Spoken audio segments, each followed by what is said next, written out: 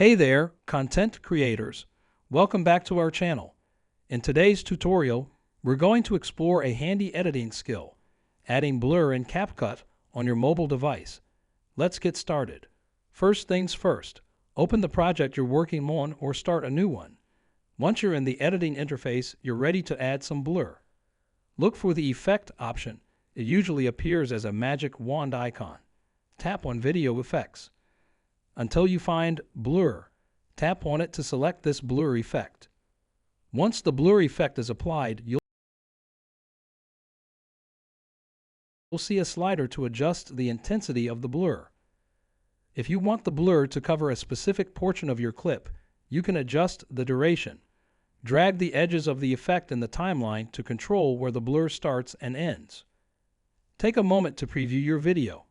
Ensure that the blur effect looks seamless and enhances the desired areas of your footage. Once you're satisfied with the blur, save your project and proceed to export your video. Capcut makes exporting easy, allowing you to share your creation with your audience.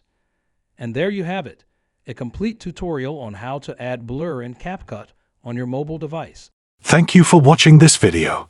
If you want to watch more videos like this, please subscribe to this channel and don't forget to like it.